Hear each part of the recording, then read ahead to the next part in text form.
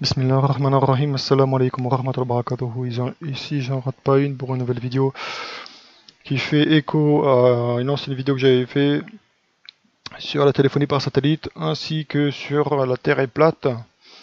Donc là, dans cette vidéo-là, je présente, plutôt je traduis, on va dire, ce que dit un instructeur de système de missiles de surface, Sparrow, qui travaille pour l'OTAN. Donc là, c'est dans la marine américaine.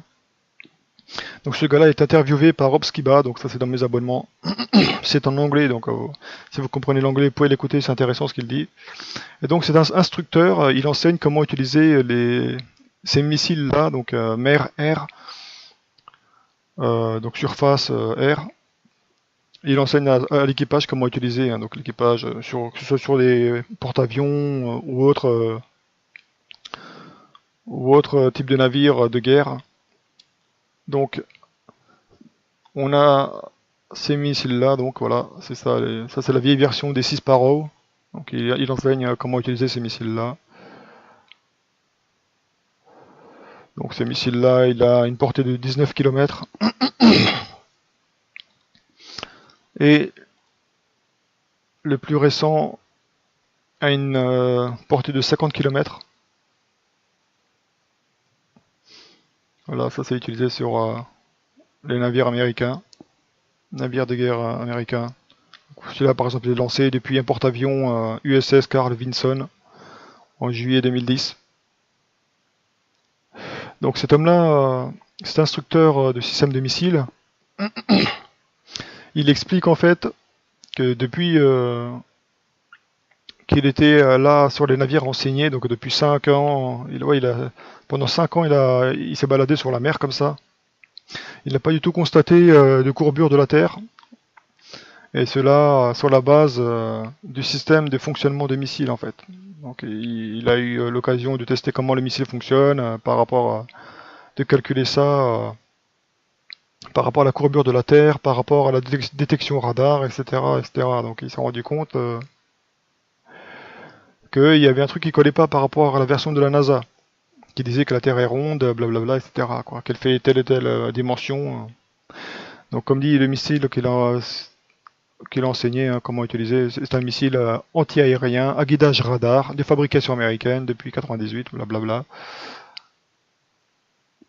Donc il y a un radar sur le navire qui détecte une cible. Donc le gars disait que les cibles pouvaient être détectées à une distance de 80 km.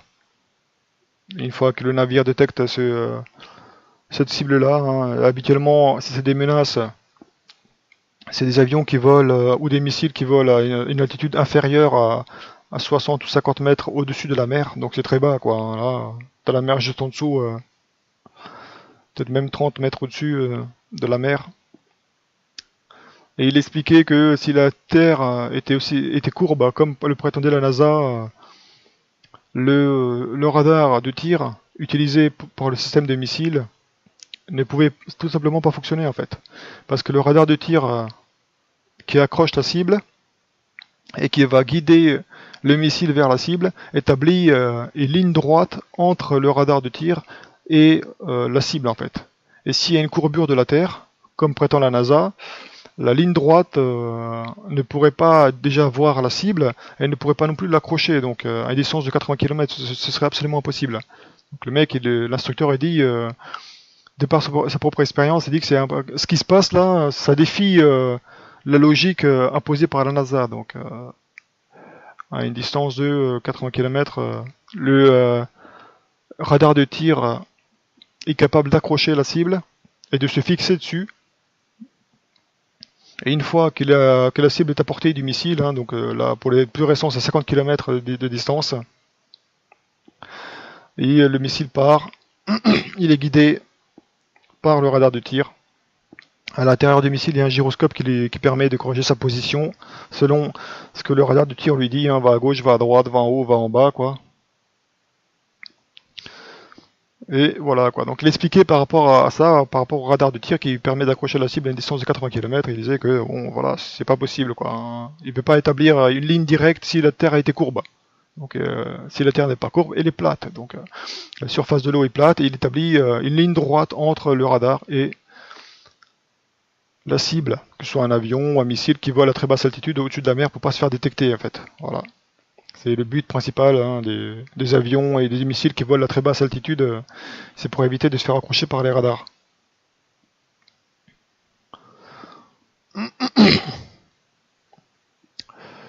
Voilà. Donc par rapport à ça, on voit le gyroscope, comment il fonctionne, puisque tous les systèmes de missiles, enfin tous les missiles et tous les avions fonctionnent avec un gyroscope. Donc un gyroscope, c'est comme une toupie en fait. Hein. Une toupie, donc il y a une roue quoi, une roue qui est immobile au début.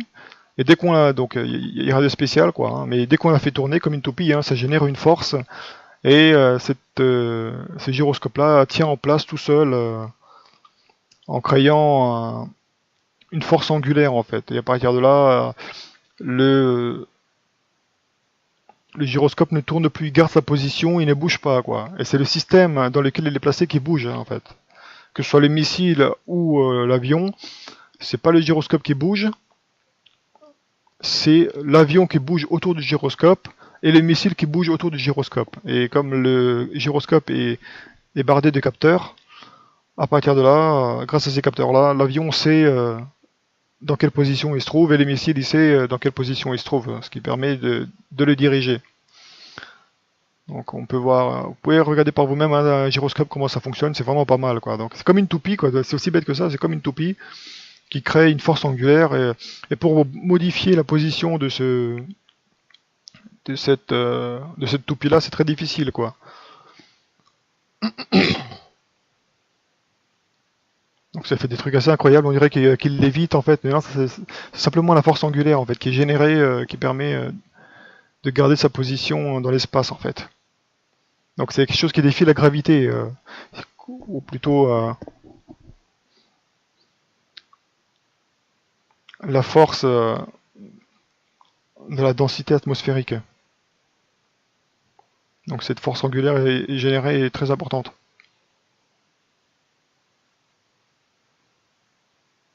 Elle permet de lutter contre la pression qui le pousserait vers le bas en fait. Donc on va voir dans un avion comment ça fonctionne, hein, parce que ce système-là est placé dans les avions, dans les missiles et tout ça.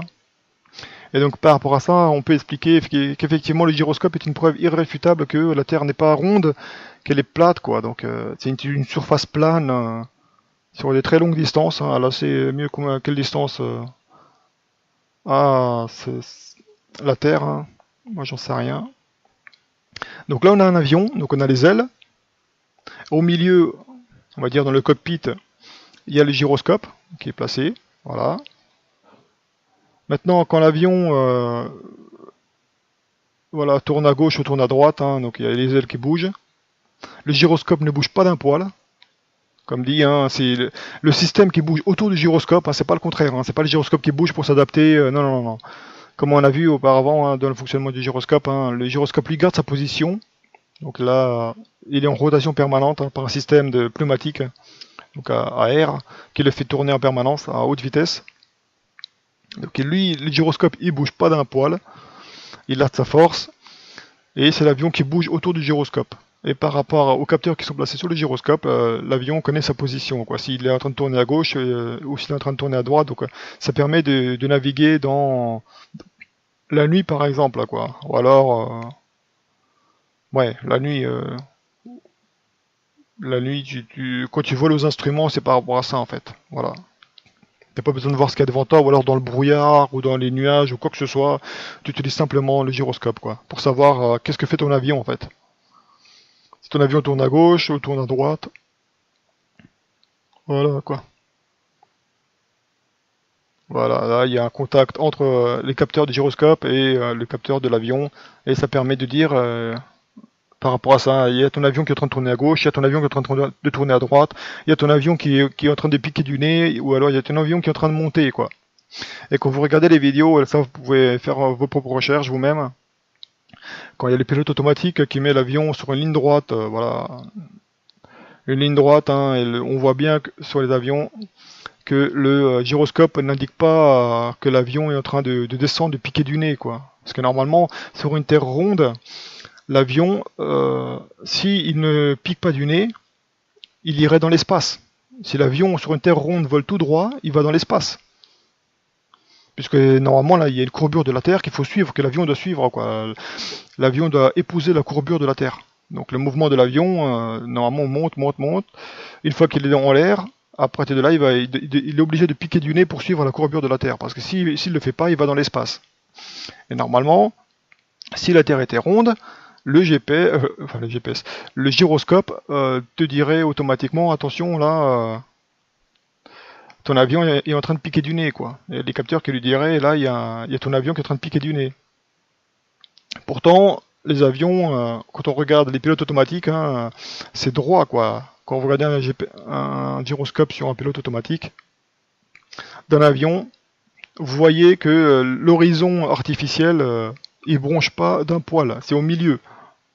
Donc ce qui prouve que l'avion vole en ligne droite et qu'il ne corrige pas du tout sa trajectoire. Donc si l'avion vole en ligne droite et qu'il ne corrige pas sa trajectoire, ça veut dire qu'il ne s'adapte pas à la courbure de la Terre. Et s'il ne s'adapte pas à la courbure de la Terre et qu'il ne va pas dans l'espace, ça veut dire que la Terre est plate. Donc il vole tout droit, il n'y a pas de correction de trajectoire, donc il vole au-dessus d'une surface plate. Ce qui serait absolument impossible sur une Terre courbe, parce que l'avion irait dans l'espace, quoi. Et pourtant, les pilotes automatiques, il va tout droit, quoi. Donc ce gyroscope-là, hein, pour étudier vous-même le sujet, c'est une preuve irréfutable que la Terre n'est pas ronde et qu'elle ne tourne pas. Donc pour l'effet de Coriolis, ça c'est par rapport à... Ça, ouais, j'avais vu ça, si je peux le retrouver rapidement. Voilà, j'ai trouvé. Donc là, ce qui est important, hein, pour l'effet de Coriolis, hein, qui te dit, oui, là, c'est encore la NASA et les scientifiques en carton qui te disent, oui, en fait, si dans les WC ou dans ta cuisine, hein, il y a l'eau qui tourne dans un sens et dans un autre, hein, donc il est aspiré par les tuyaux, et ça tourne dans un sens ou dans un autre, et c'est à cause de l'effet de Coriolis, parce que la Terre tourne, blablabla, donc non, ça c'est du gros mytho. Hein. Et ça, d'a priori... ça affecterait les systèmes de missiles, les balles, tout le truc, quoi. Alors qu'en fait, c'est absolument pas le cas, hein, pour ni pour les snipers, ni pour rien d'autre. Hein. Comme les snipers, donc les tireurs d'élite, tirent des balles à plusieurs kilomètres de distance, ils ne prennent absolument pas en compte l'effet de Coriolis ou quoi que ce soit. Hein. Ils prennent juste d'autres paramètres, hein, comme la distance, l'humidité, le vent, etc. Quoi. La force de Coriolis, ils en ont absolument rien à faire. Donc la balle n'est absolument pas déviée par rapport à ça, quoi. Et donc l'effet de Coriolis, donc là, quand le filet d'eau dans une bassine, donc là c'est l'évier de base de toute cuisine, hein. Donc on voit que lorsque l'eau tombe de ce côté-là, elle tourne dans ce sens-là, hein, donc il est aspiré dans un sens de rotation, une horloge normale, quoi. Voilà, quoi. Ça tourne dans ce sens-là. Donc il fait couler la flotte, et on voit que la flotte est absorbée en tournant dans cette direction. Maintenant il va de l'autre côté, avec la flotte, il fait tomber la flotte de ce côté-là, donc à gauche. Et maintenant la flotte, qu'est-ce qu'elle fait? Elle tourne dans l'autre sens, contrairement à... de l'autre côté, tu sais. Donc là, l'effet de Coriolis, tu t'en fais quoi? Tu le fous à la poubelle, quoi. Le mec, il t'arnaque. Une simple expérience que tu peux faire chez toi, tu sais, pour prouver que le soi-disant effet de Coriolis, c'est du foutage de gueule, quoi. Que ça dépend simplement dans quel sens tombe la flotte et de quelle manière est dessiné ton évier ou tes toilettes, quoi. Donc c'est ce qui détermine dans quel sens ça tourne, c'est aussi bien l'endroit où la flotte tombe, aussi bien que les défauts ou les légères inclinaisons de ton évier ou de tes toilettes, quoi. C'est ça qui détermine dans quel sens ça tourne. Voilà, ça tourne à l'inverse. Quand c'est à gauche, ça tourne dans cette direction-là, et quand c'est à droite, c'est dans l'autre sens. C'est une preuve irréfutable que le mec il te raconte n'importe quoi. Oui, la Terre tourne parce qu'il y a l'effet de Coriolis. Non, non, pas du tout. L'effet de Coriolis, ça n'existe pas. C'est du gros mytho. Vous pouvez faire vos propres recherches là-dessus. C'est une piste très intéressante. Comme si ils vous en fument avec des gros mythos scientifiques. Les mecs ils savent pas de quoi ils parlent en fait. Si dans ta cuisine tu peux prouver que c'est n'importe quoi, voilà quoi. Donc là, le mec fait l'expérience tout seul chez lui avec son évier. Il fait tourner la flotte dans un sens ou dans un autre. Hein. Donc elle va dans le tuyau. Voilà. Ça c'est pour vous montrer hein, que ce que les mecs ils disent, hein, la science moderne, hein, c'est pas toujours très intelligent. Donc aussi par rapport à ça, le gars, l'instructeur de système de missiles, expliquait aussi que comment les navires se positionnaient. Donc il disait que oui, et maintenant ils utilisent toujours pas les systèmes de GPS, hein, malgré que ce soit à la mode et tout ça, GPS par-ci, GPS par-là. Non, à l'époque ils utilisaient des systèmes appelé LORAN, donc Long Range Navigation, donc c'est un système de navigation à longue portée. C'est un système de radionavigation utilisant les ondes d'émetteurs terrestres fixes pour établir une position. Donc là, on parle une fois de plus de stations terrestres qui émettent des ondes. Les navires reçoivent ces ondes-là et selon la forme de l'onde, parce que là, on imagine que l'émetteur terrestre envoie une certaine onde. Et selon la forme de l'onde qui est perçue par le navire peut savoir où il se trouve, quoi. Et à partir de là, grâce à deux émetteurs minimum. Voilà, le LORAN est un système de type hyperbolique. Les systèmes hyperboliques déterminent la position en mesurant la différence de temps de propagation entre deux émetteurs. Voilà, donc émetteur A et émetteur B, les deux envoient des ondes, enfin des impulsions synchronisées à un navire, et selon la différence de temps et la forme de la courbe qui est reçue par le navire, ils peuvent déterminer où il se trouve dans la mer, quoi. Donc, l'horloge atomique d'une station LORAN, donc ça, c'est voilà, c'est ce qui émet les ondes et ce qui synchronise les impulsions. Et donc, les stations LORAN, c'est pas n'importe quoi, hein, c'est des grandes, c'est des grandes tours, quoi. Hein. Quand vous voyez le truc, hein, c'est massif. Ça fait 400 mètres de haut. Voilà, c'est une station terrestre, hein, donc imagine là, t'es un petit bonhomme là, et hop, tu montes, tu montes, tu montes, tu montes. 400 mètres de haut, ça fait ces tours-là, donc là, ça va loin, quoi. Et des tours comme ça sont placés à gauche et à droite, quoi, sur la Terre. Donc il y a d'autres stations, hein, comme celle-là, ici. Voilà. Station Loran de Cambridge Bay, il y en a plusieurs comme ça. Hop, donc toujours des tours qui émettent des impulsions. Donc là on voit hein, la hauteur 411 mètres, encore 411 mètres. 260, 411 mètres. Il y en a pas mal, quoi, 300 mètres. Donc, par rapport à ce qu'ils reçoivent, ils utilisent ça sur des cartes. Par rapport au type d'onde, maintenant, c'est, comme disent les anciens récepteurs LORAN affichent des différences de temps qui doivent être reportées sur les cartes spéciales LORAN, superposant les hyperboles à la carte marine, blablabla. Donc là, c'est du... Hein. Les récepteurs modernes affichent directement le point géographique. Donc, par rapport aux impulsions que les récepteurs reçoivent, il y a un point géographique qui est déterminé sur le radar pour savoir où tu te trouves en fait, par rapport aux côtes. La précision du Lorentz est très dépendante de la géométrie d'angle des stations et des effets de propagation. Deux phénomènes principaux dégradent la précision. Les multitrajets entre ondes directes et ondes ionosphériques, donc c'est-à-dire une onde qui ne rebondit pas, et une onde qui rebondit sur la ionosphère, donc la couche atmosphérique, hein, en particulier de la nuit. Les réflexions et réfractions du signal par les côtes, autour des îles ou dans les chenaux, blablabla. Et donc ce système-là a été remplacé, est remplacé actuellement parce que, comme dit, ça a été démonté, certaines stations ont été démontées en 2010, mais c'est utilisé comme système de secours. Comme dit, si le système principal ne fonctionne pas, le système LORAN est utilisé comme un secours. Où qu'il est l'autre le système GLONASS. C'est le système GLONASS qui remplaçait ça. Et le système GLONASS utilise aussi les stations terrestres. Ah non, c'est Galileo. Ouais, c'est pareil que GLONASS, hein, de toute façon, hein, comme dit là, voilà, Galileo est un système de positionnement par satellite, blablabla, radionavigation, développé par l'Union Européenne, blablabla. Hein. On a déjà vu ça dans la téléphonie par satellite.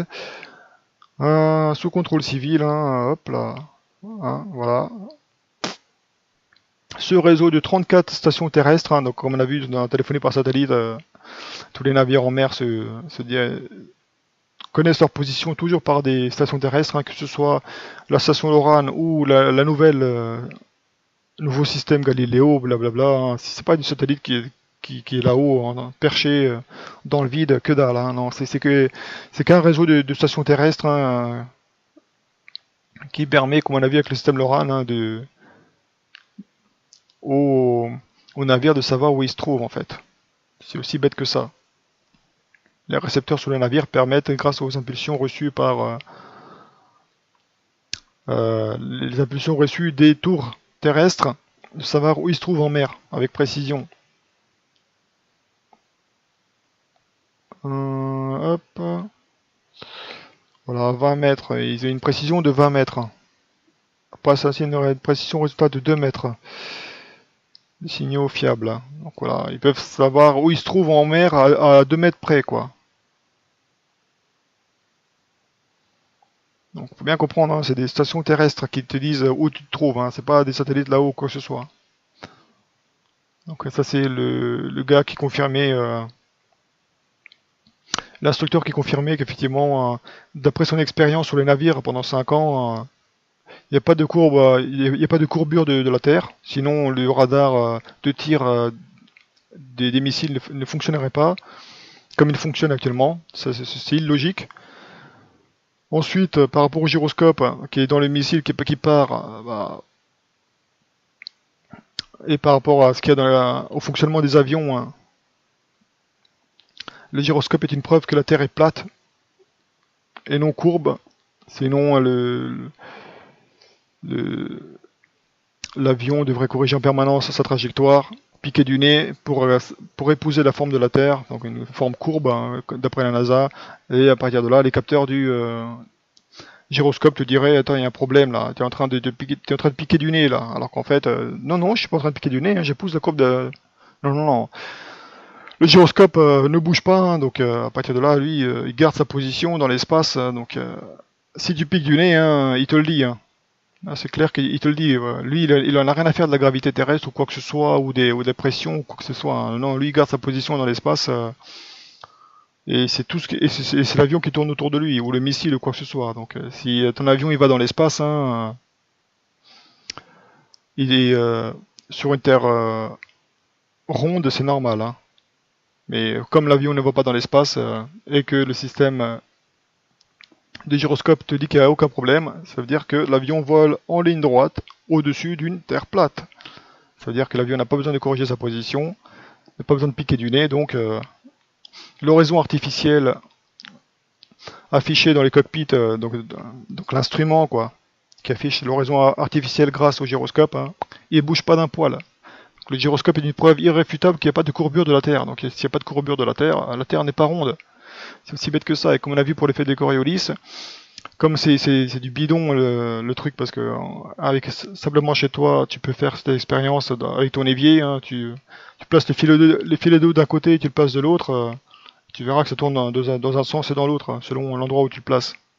Donc, parce qu'il te disait, oui, l'effet de Coriolis, c'est parce que la Terre tourne sur elle-même, blablabla, quoi. Non, c'est du mytho, ça. Voilà.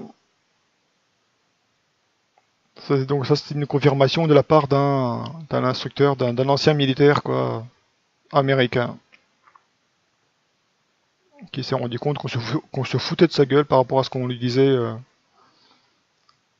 comme quoi la Terre est ronde et tout ça. Il disait aussi que tous les systèmes de navigation, les maps et les cartes utilisées par les militaires sur les océans sont complètement faussés, quoi, parce qu'ils utilisent un système de cartes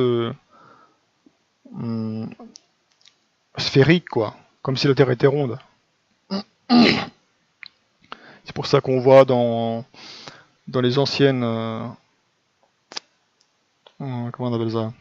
Dans les anciennes expéditions, les navires se perdaient dès qu'ils passaient l'équateur, quoi.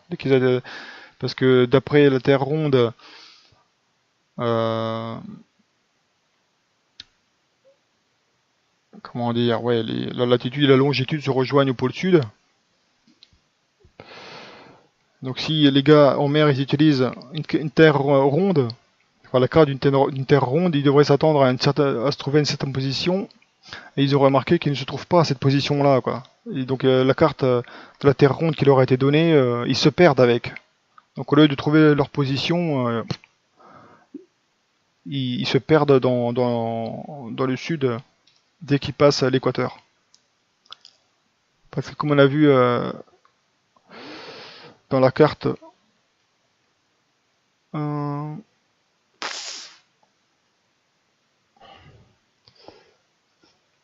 non, t'es où toi? Une seconde que je retrouve. Voilà, donc sur une terre plate, on voit que les faisceaux, hein, là il y a l'équateur. Sur une terre plate, on voit que les faisceaux se séparent, quoi. Donc ça grandit, hein, et ils se rapprochent pas comme une terre ronde le prétend. Donc les bonhommes qui se baladaient ici, ils espéraient se situer à une certaine position par rapport à ce qui leur a été indiqué sur leur carte de terre ronde, et ils se perdaient, quoi. Parce que ça correspondait pas. Il y a que à partir de l'équateur, donc l'hémisphère nord qui correspond à ce qui est à la Terre ronde, quoi. Mais dès qu'ils passent en dessous de l'équateur, là ils savent plus où ils sont, ils se perdent. Donc là,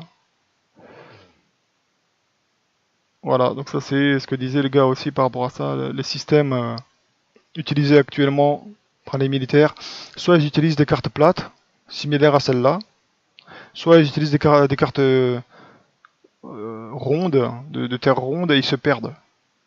Donc bon, c'est pas formidable, hein. Et quand on voit ceux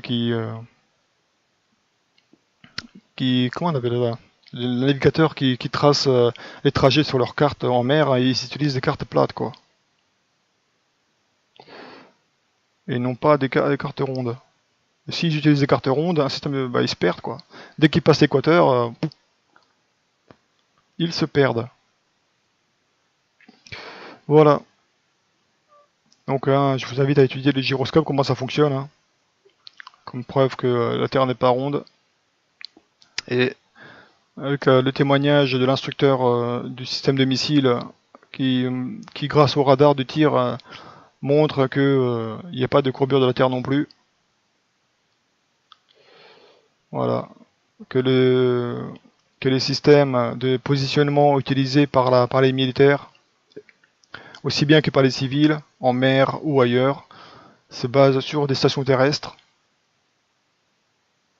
et non pas sur des satellites. Voilà, quoi. Avec l'effet de Coriolis, hein, c'est du gros mytho qu'on peut vérifier chez soi. Voilà. Salam.